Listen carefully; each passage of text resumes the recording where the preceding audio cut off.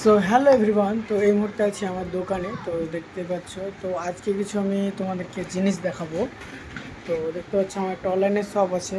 তো দেখো সেই গাছগুলো তোমরা যারা আমাকে ফলো করে রেখেছো, যারা দেখেছো যে আমি বাড়িতে নার্সারি বা গাছ রিলেটেড অনেক ভিডিও বানাই এবং আপলোড করি। তো আমার